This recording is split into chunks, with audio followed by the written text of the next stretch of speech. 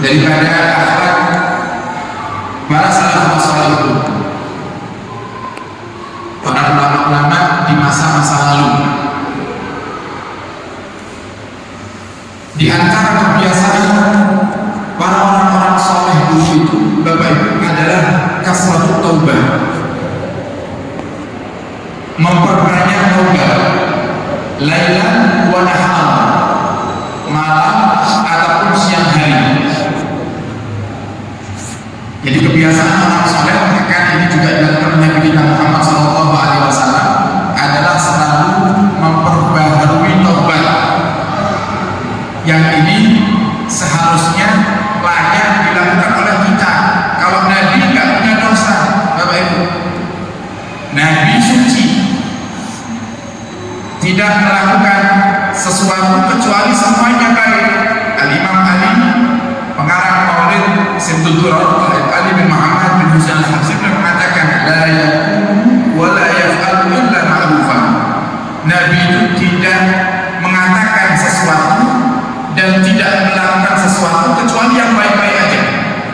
Jadi tidak ada ceritanya Nabi melakukan sesuatu yang makruh saja tidak pernah Nabi lakukan. Yang makruh tidak pernah Nabi lakukan, apalagi yang haram. Yang makruh, walaupun itu sangat ringan sekali atau sangat remeh sekali, hal yang makruh tidak pernah Nabi lakukan. Contohnya apa? Membelakangi kiblat. Nabi tidak pernah membelakangi kiblat. Atau selonjoran, menyodorkan kakinya ke arah kiblat, itu Nabi tidak lakukan. Nah, coba ya, bagaimana akhlaknya Nabi kita Muhammad SAW. Jadi mustahil Nabi kita Muhammad SAW. Tapi Bapak Ibu, sebagian riwayat mengatakan, para sahabat mengatakan bahwasanya tidak kurang Nabi Muhammad SAW itu istighfar dalam sehari 100 kali. Istighfar dalam sehari 100 kali. Ada sebagian yang mengatakan 70 kali. Makanya banyak buku-buku wirid itu yang biasanya kalau di situ dihadirkan istighfar, jumlahnya kalau ada 100 ya 70. Nah, kenapa kok angka itu yang dihidup? Karena itu kebiasaan dari kita Muhammad SAW. Sama seperti halnya kita membaca subhanallah, alhamdulillah, Allahu Akbar sama-sama dengan jumlah 3 kali. Itu jumlah yang dibaca Nabi kita Muhammad SAW.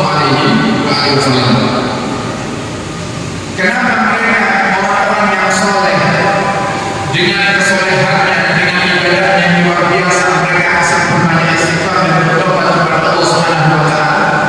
Disuruh karena mereka menyaksikan diri mereka sebagai manusia, memposisikan dirinya sebagai manusia biasa yang tidak akan pernah luput dari dosa.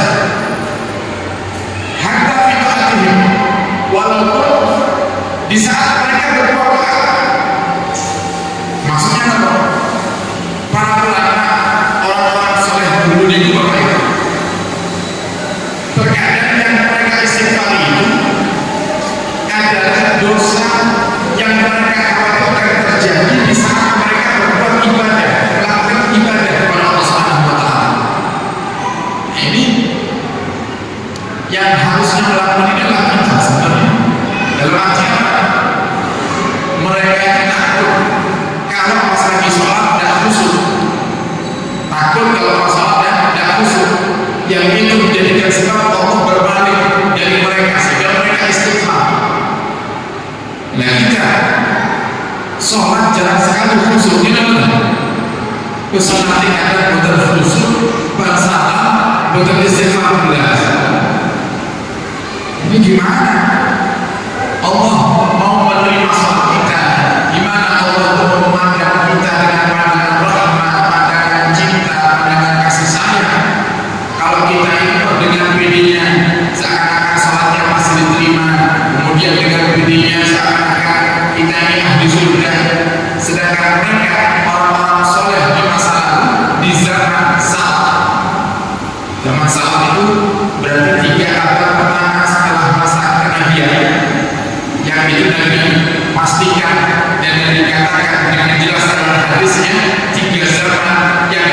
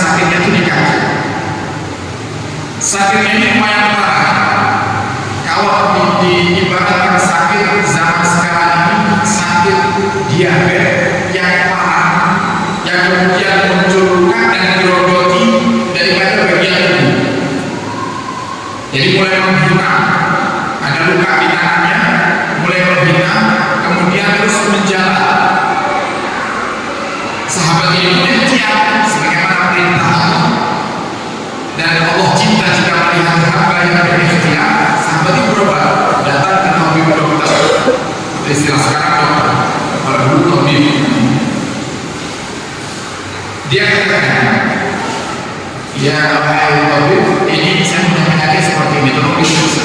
Kemudian tabibnya mengatakan, ini wahai saudaraku, harus dipotong, diamputasi, karena kalau tidak terus akan berjalan. Nah kemudian sahabat ini mengatakan, kalau begitu aku pasrah sama Allah Subhanahu wa Ta'ala. Tawakal, kalau memang menurut yang terbaik harus dipotong tanganku ini, potonglah. Kemudian dokter mengatakan, kalau begitu aku akan berikan kepada obat bius agar kau tidak sadarkan diri, supaya aku bisa memotong daripada bagian tubuhmu yang membusuk dulu, yang apa namanya rusak. Kemudian kata sahabat itu, enggak, saya akan mau minum obat bius yang menjadikan saya tidak sadar. Loh, tidak bisa, kamu harus minum. Enggak, saya tidak mau. Kenapa kau tidak mau? Apa kata sahabat? Karena saya tidak mau waktu saya sedikit pun terbuang untuk saya berpikir kepada Allah Subhanahu wa Ta'ala. Saya mau berpikir terus sama Allah. Kalau diamputasi, kalau dibius, maka ya saya pasti akan tidak sadar, sehingga saya tidak bisa pikir sama Allah Subhanahu wa Ta'ala. Tidak tahu. Terus kata orangnya bingung. Terus gimana saya mau potong tangan yang terluka ini? Sedangkan kau tidak mau dibius. Apa jawab sahabat ini kepada ibu? Gini saja, saya akan jalan sholat 2 rakaat. Nanti ketika tahiyat terakhir, potong tangan saya. Ketika tahiyat terakhir, potong tangan saya. Dokter ini ya agak bingung, setengah-setengah ini tentang orang ini.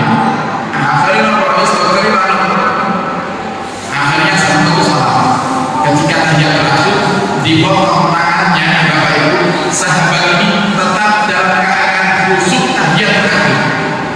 Jadi dia tidak bergerak karena kesakitan. Dia namanya itu tidak terganggu dengan apa yang dilakukan oleh dokter. Sebab apa? Sebab kekhusyukannya sampai selesai dia sadar, dia sudah menggerakkan tangannya, sudah dalam keadaan yang terbang. Dokternya heran, kok ini orang ini? Ada orang yang begini, dipotong tangannya tidak pakai obat bius, tidak menjerit sama sekali. Akan ditanya bagaimana bisa terjadi? Apa jawab sahabat? Di setiap aku salat, keadaan yang aku merasakan, di mana aku merasa hanya berdua dengan Allah dan aku tidak bisa melihat selain Allah, tidak bisa merasakan selain Allah, tidak bisa mendengarkan apa yang ada di kanan kiri, yaitu ketika tahiyat terakhir. Sehingga aku gunakan keadaan itu untuk meminta memotongkan tanganku, sehingga dia tidak merasa sakit. Sakit khususnya di sahabat Nabi kita Muhammad Sallallahu Alaihi Wasallam. Sayyidina Umar bin Khattab, bagaimana ketika sholat selalu apa namanya khusyuk. Sayyidina Utsman sampai ceritakan ditusuk di mana dari jauh, tapi tidak merasakan sesuatu. Sayyidina Ali Zainal Abidin As-Sajjad, cicitnya Nabi Muhammad, Sayyidina Ali Zainal Abidin Ibnu Husain Ibnu Fatimah bintu Rasul Sallallahu Alaihi Wasallam. Jadi Rasulullah punya cucu namanya Sayyidina Husain. Sayyidina Husain punya putra namanya Sayyidina Ali Zainal Abidin.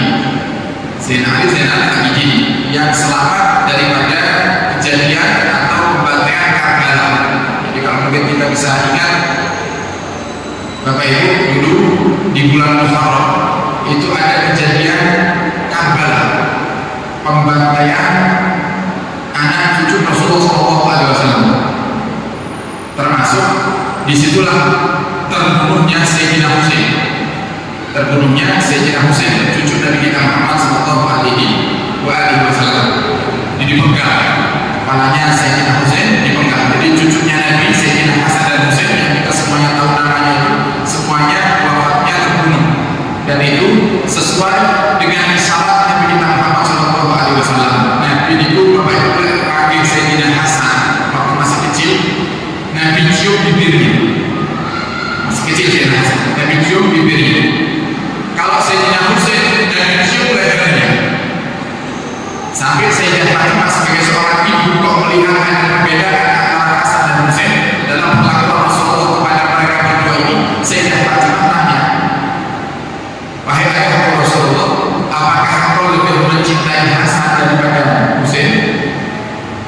sehingga kau mencium Hasan di bagian bibir dan kau mencium Husain di leher?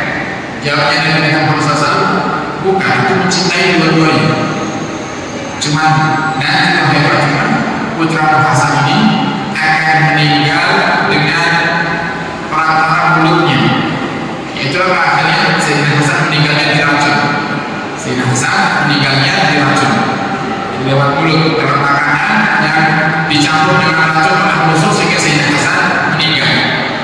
Kemudian aku mencium Husain di bagian lehernya karena putra Husain nanti wafatnya akan dalam keadaan dipenggal kepada tangannya. Oleh mereka orang-orang yang fanatik buta, kemudian mereka kembali semua ketika itu keluarga Nabi, anak cucunya Nabi, semuanya dibantai di Karbala. Yang masih hidup hanya satu, Sayyidina Ali Zainal Abidin. Kenapa Sayyidina Ali kok tidak dibunuh satu? Sayyidina Ali Zainal Abidin masih kecil. Jadi saat itu Sayyidina Ali Zainal Abidin tidak ikut ke Karbala. Sayyidina Ali ada di Madinah, ada di Madinah, masih kecil, dia masih bayi. Kenapa tidak ikut? Karena saat beliau sakit sehingga tidak dibawa oleh Sayyidina Husain, tidak dibawa pergi karena beliau sakit. Kalau dibawa perjalanan Madinah Karbala itu jauh. Karbala itu mana? Irak atau Iran? Iran, daerah Iran ya, jauh. Itu Sayyidina Ali Zainal Abidin ditinggal di Madinah, sehingga dari semua cucu dan keluarga Nabi di saat kejadian Karbala itu yang selamat ya hanya Sayyidina Ali Zainal Abidin ini. Kemudian dari Sayyidina Ali ini muncul keturunan Nabi Muhammad SAW. Sayyidina Ali Zainal Abidin ini Bapak Ibu dijuluki Zainal Abidin karena memang ibadahnya luar biasa. Zain itu artinya bagus. Zain itu artinya bagus. Abidin orang yang ahli ibadah, sebaik-baiknya orang yang ahli ibadah. Bahkan dalam julukan lain Sayyidina Ali dikenal dengan as-sajjad, orang yang ahli sujud. Itu yang masyhur ceritanya dalam sebagian riwayat dikatakan rumahnya terbakar ketika dalam keadaan beliau sholat, beliau tidak merasa.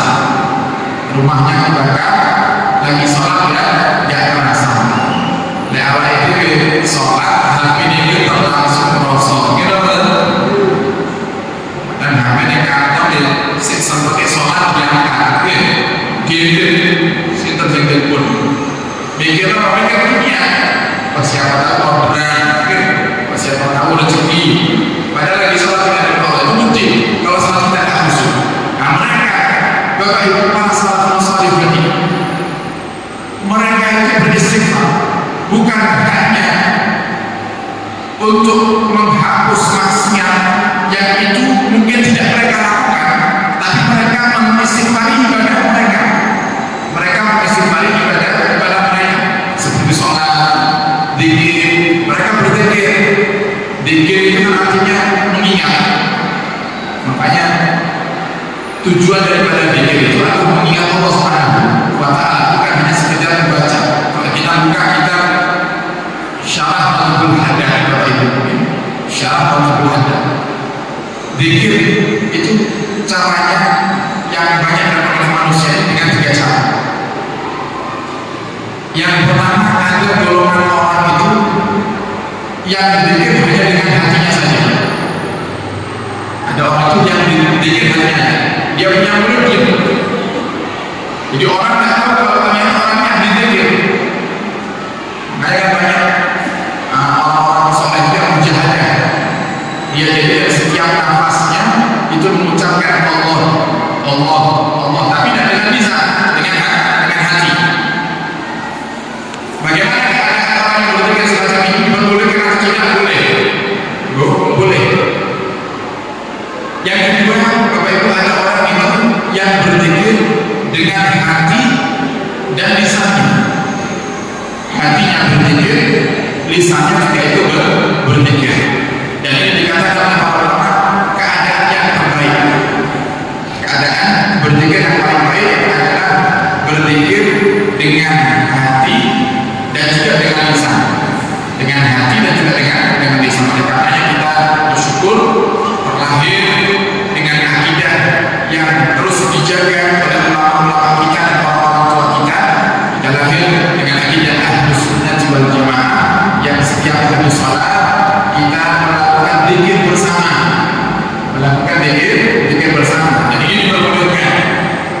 diperbolehkan. Jika ada yang mengatakan oh zikir bareng rakaat suara bid'ah, suruh buka kitab hadis Bukhari.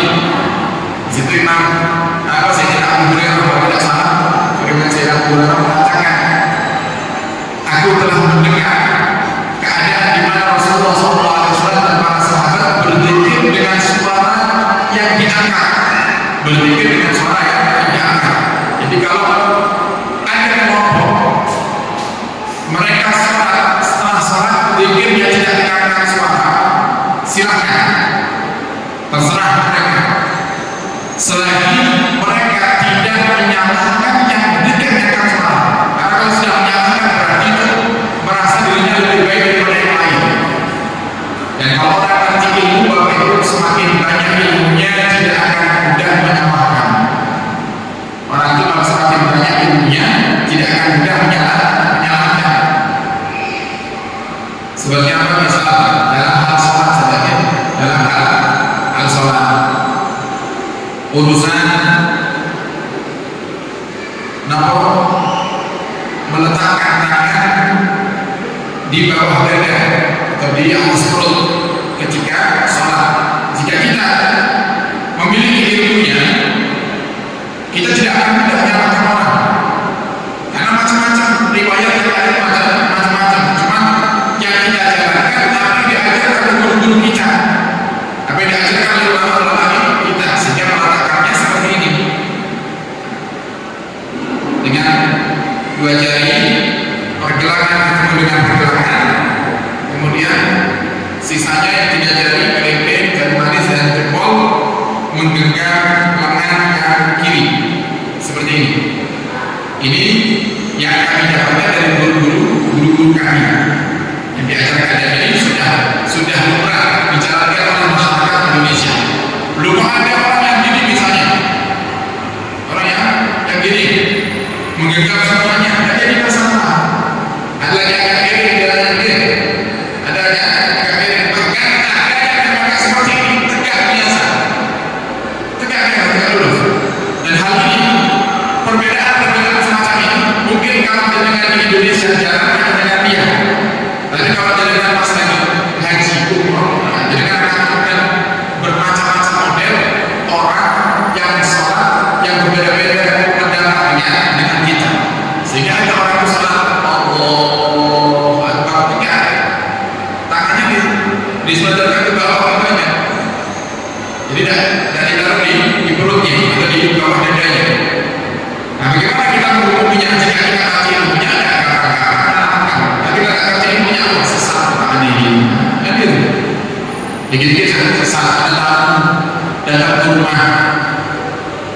Habib kemarin ada tamu dari mana? Ulama dari Yordan atau dari mana gitu, datang ke komplek kami, ke komplek perumahan kami. Kemudian beliau menjadi imam dari Palestina. Beliau jadi imam sholat, tapi kami merasa beliau ini sesat. Saya hebat bisa memutuskan orang sesat atau tidak. Saya tanya, tuh sesatnya dari mana? Karena ketika tahiyat terakhir itu duduknya seperti tahiyat pertama. Ketika tahiyat terakhir duduknya seperti tahiyat pertama, itu spontan hati saya, masa kok ada orang menghukumi orang sesat itu karena duduk tahiyat terakhirnya seperti tahiyat pertama. Dan itu bukan hal yang layak untuk dijadikan patokan orang sesat itu, tidak. Lu jenengan tahiyat terakhir kalau jenengan punya masalah di kaki, silo seandainya imamnya silo tambah berapa kali atau gimana? Duduk bersila tidak apa-apa, memang ada keluhan. Terus saya sekarang ini kaki saya perlu cenat-cenat, Bapak Ibu. Kenapa? Asam urat tinggi. Jadi kalau sebuah tahiyat itu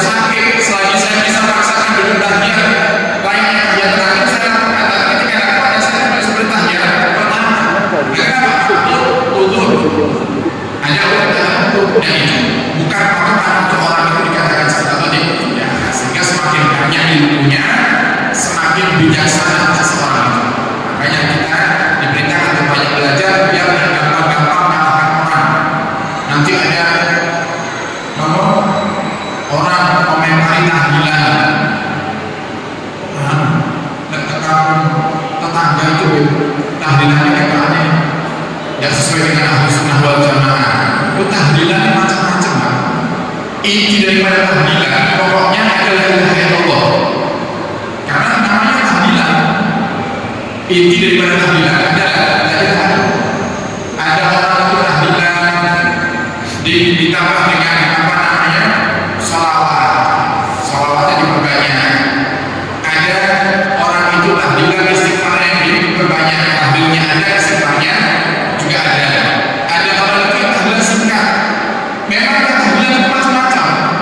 Tidak bisa kita semuanya harus samakan, dan itu tergantung situasi dan kondisi. Bisa saat tertentu, acara sudah terlalu malam, mau tahlilan, kalau tahlilannya harus dipakai yang sempurna, aku tambah malam jamaah kasihan, sehingga tadinya bersingkat. Mengingat ada jangan saya mulai apa dia mulai ngomong saya ide Ustaznya saya mimpin tahlilan dan ada rapodo bahwa ide untuk NU ya tahlilannya adalah macam la ilaha illallah aku yang lupa tapi dibaca cuma 3 kali atau 10 kali sedikit sekali karena ada waktu. Makanya pentingnya ilmu itu supaya mudah jalankan dan mudah jalankan orang.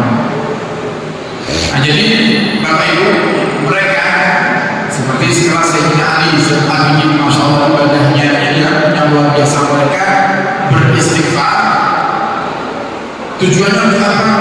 Mengingat Allah supaya dosanya diampuni. Dan yang mereka lakukan rata-rata beristighfar untuk berzikir dengan hati dan juga dengan lisan. Ini amaliyahnya mereka para salafus saleh. Yang ketiga adalah berzikir hanya dengan lisan saja. Berzikir hanya dengan lisan tanpa hati. Ini yang paling sering kita lakukan. Oke. Paling sering kita istighfar, tapi hatinya tidak istighfar. Istighfarnya apa? Astagfirullah. Apa artinya? Astagfirullah. Aku memohon ampunan kepada Nabi Allah yang Maha Agung. Kenapa ini? Berarti perlu dihadirkan di hati bahwasanya kita ini sadar kalau ya Allah ini berdosa, sehingga saya beristighfar kepadamu, aku disayang. Tapi kenyataannya yang sering terjadi kita ini terkadang hanya kejar target, mulai misalnya kebiasaannya istighfar sehari 100, pokoknya sampai 100 selesai. Nah, kalau ada bilang pahala, dia dapat pahala. Makanya kata para ulama, 3 golongan ini semuanya dapat pahala. Mau yang berzikir dengan hati tanpa lisan dapat pahala. Mau yang berzikir dengan apa namanya lisan dan hati dapat pahala, dan paling sempurna pahalanya. Mau yang berzikir hanya dengan lisan saja dapat pahala, tapi kurang dianggap sama Allah Subhanahu wa taala. Tetapi Allah Maha Adil, Allah Maha Bijak. Karena niat kita ibadah, ya Allah kasih pahala, tapi tidak sempurna. Sama seperti halnya sholat sunnah. Jenengan tidak ada keluhan, jenengan bukan sakit, jenengan sholat sunnah dulu, sholat ba'diyah dulu. Padahal jenengan tidak sakit, jenengan bisa berdiri. Boleh apa tidak? Boleh apa tidak? Sholat sunnah dulu. Boleh kalau itu. Ya? Sholat sunnah dulu ini ilmu ya, bukan berarti kemudian nanti jenengan tidak nonton sesuk sholat sunnah lenggah mawar dimana besok. Ini ilmu. Sholat sunnah itu diperbolehkan duduk walaupun kita mampu berdiri. Sholat sunnah diperbolehkan duduk walaupun kita mampu berdiri. Tapi ini saran. Ini dalam hal untuk menjaga hati. Kalau jenengan ingin sholat sunnah duduk, mungkin tahajud jenengan capek, tapi jenengan masih kuat berdiri, masih mampu berdiri. Jenengan capek, sehingga jenengan witirnya duduk. Boleh apa tidak boleh? Dan kami berharap jenengan lakukan di rumah, jangan di depan orang. Kenapa? Karena jenengan akan menjadi pusat penglihatan, pusat tontonan orang, yang kemudian orang itu akan mengolah pikirannya. Apa kok sholat duduk? Kan gitu. Nah, ini contoh saya katakan semacam ini biar tidak salah paham. Makanya dikatakan termasuk oleh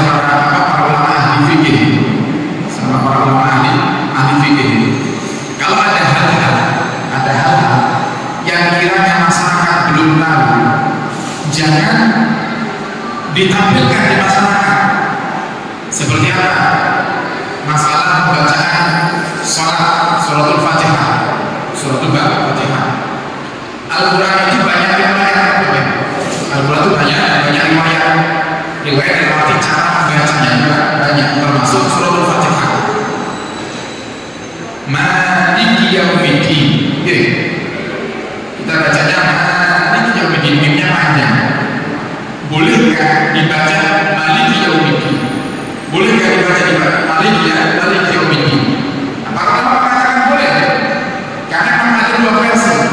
Tapi yang masyhur, yang paling kuat dan yang memang diajarkan oleh guru kita dan memang kita pakai untuk qiraatnya dari mulai orang tua kita, dari mulai kita sampai sekarang, yaitu mimnya panjang. Maliki yaumiddin.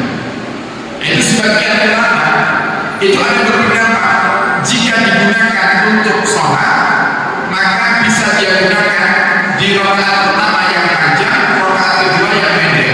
Karena rakaat pertama baca Fatihah, mimnya yang panjang, Maliki yaumiddin. Rakaat kedua baca Fatihah, mimnya yang pendek, Maliki yaumiddin. Itu diperbolehkan sama ulama.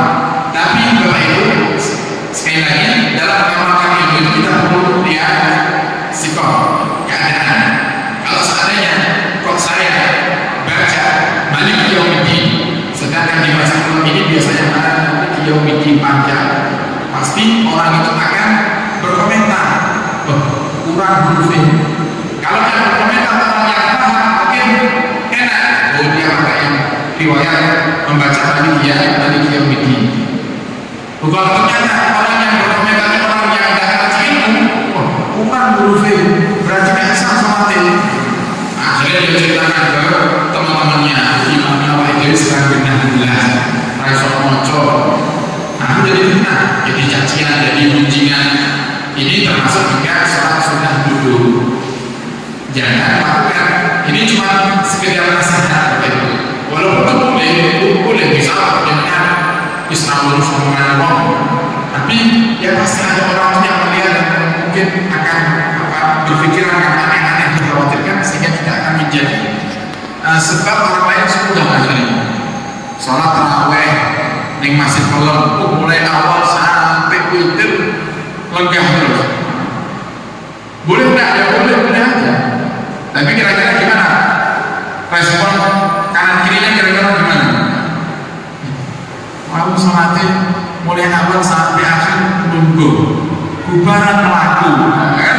Orang jadi tak pikir reso melaku, tak pikir tidak bisa jalan. Giliran sudah bubar, Muhammad hanya ada, kan? Berdiri ya. Nah, pasti jadi sebetulnya orang, karena yang ngelihat belum tentu paham.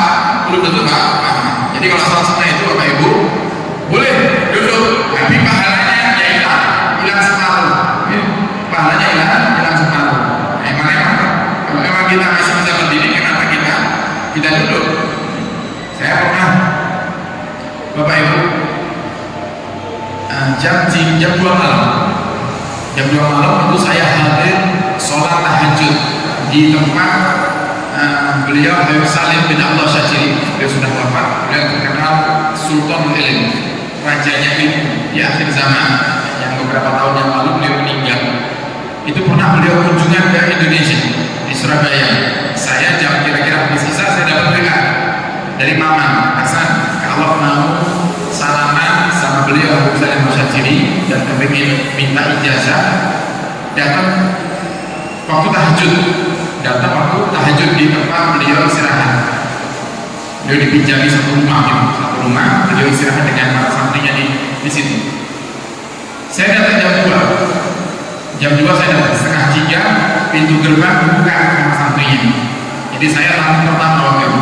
Santrinya bilang, "Tafadhol, silakan masuk." Saya masuk. Kemudian saya duduk, saya tahajud di dalam itu. Beliau Salim, ketika saya lewat mau ke tempat tahajud itu, ada pintu kamar terbuka. Sekilas terlihat Habib Salim lagi sholat di dalam kamar lagi sholat. Kemudian dalam Habib Salim keluar. Saya sholat persis di belakangnya. Kita sholat sendiri-sendiri karena nanti mau sholat subuh berjamaah. Kita masih sholat tahajud sendiri-sendiri. Itu saya lihat beliau itu di kursi roda. Beliau itu termasuk korban komunis. Jadi beliau itu pernah ditabrak oleh komunis itu sampai terpental, sampai dan dikatakan tangannya itu hampir putus. Tidak mati. Belum wafat komunis tidak puas, dimundurkan. Mobil itu mundur kencang, mau diinjak lagi. Nah, saat itu beliau sudah mulai agak tidak sadarkan diri ketika ditabrak. Ada orang yang menarik beliau supaya terhindar daripada menjaga mobil yang kedua itu yang mundur. Nah, kemudian sampai beliau itu juga ditembak kakinya, ditembak oleh komunis. Karena memang beliau punya peran besar dalam menyebarkan dakwah Islam. Kemudian dakwah Ahlussunnah wal Jamaah yang saat itu komunis tidak suka, sehingga ingin membunuh. Sama seperti di Indonesia, ulama-ulama kan dulu menjadi sasaran PKI di saat itu yang memang memiliki kekuatan di umat. Di saat itu beliau Bapak Ibu sehingga sakit duduk di kursi roda, tapi di saat sholat berdiri beliau. Saat sholat beliau berdiri. Jadi kita ini tidak sholat sunnah masih duduk, yang sehat ini malu. Malu yang sakit saja berdiri, yang sakit berdiri. Ini kemudian kalau sholat yang sholat wajib 5 waktu tidak boleh duduk kalau kita mau. Tidak sah sholatnya. Paham ya Bapak Ibu? Jadi sholat 5 waktu atau sholat wajib, mau itu 5 waktu ada atau pokokkan atau bahkan ada, tidak boleh duduk kalau kita mampu berdiri. Tapi kalau sholat sunnah, walaupun kita mampu berdiri, kita boleh duduk. Seperti misal di kendaraan, duduk di kursi kendaraan kita sholat sunnah, diperbolehkan.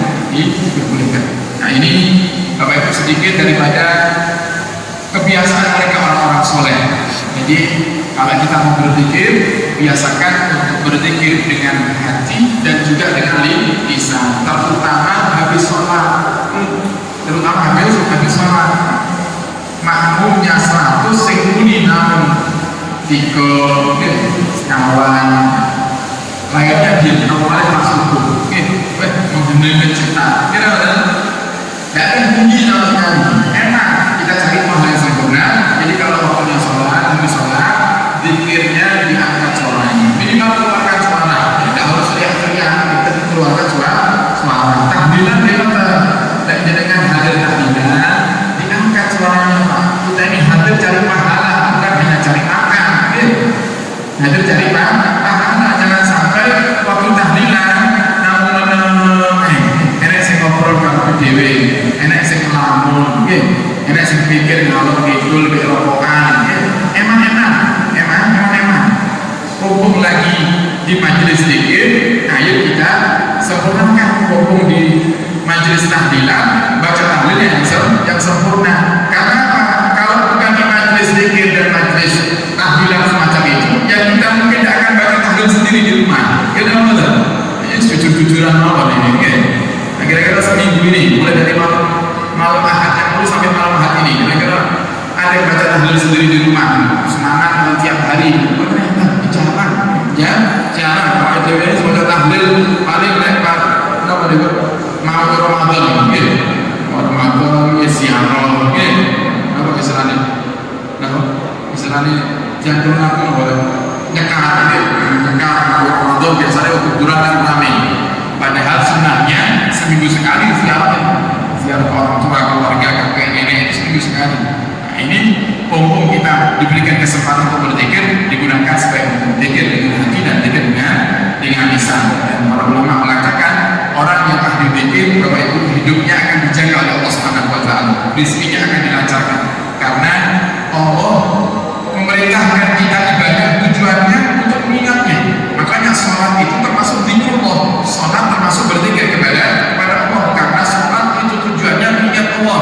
Zikiran juga seperti itu. Sehingga semua yang bertujuan mengingat Allah, faedahnya, keutamaannya sangat banyak, dijaga dari segala macam bahaya. Makanya sampai Al-Habib Abdurrahman bin Muhammad As-Sekar beliau mengatakan, man laisa lahu wirid fa huwa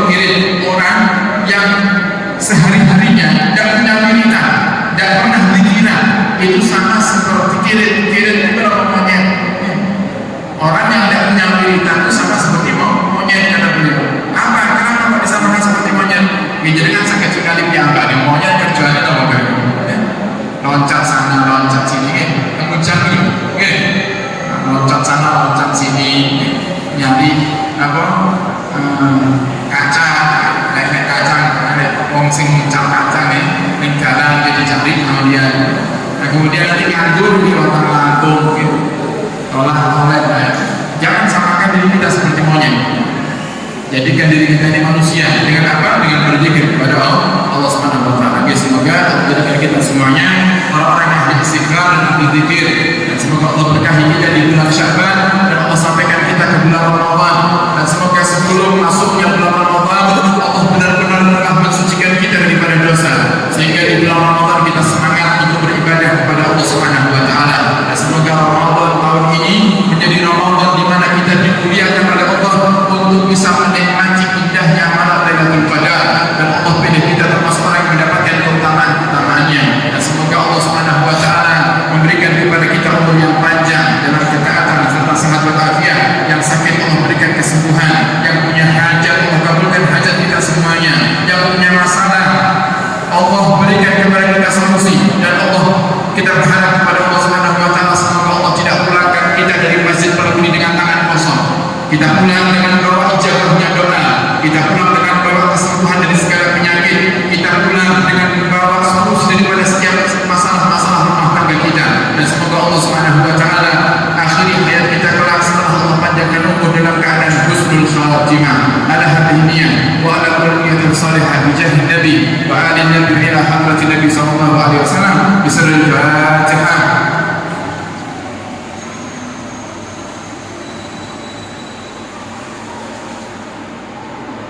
Alhamdulillah rabbil alamin. Sekian dari kami, mohon maaf dan mohon salah satu taufiq hidayah. Assalamualaikum warahmatullahi wabarakatuh.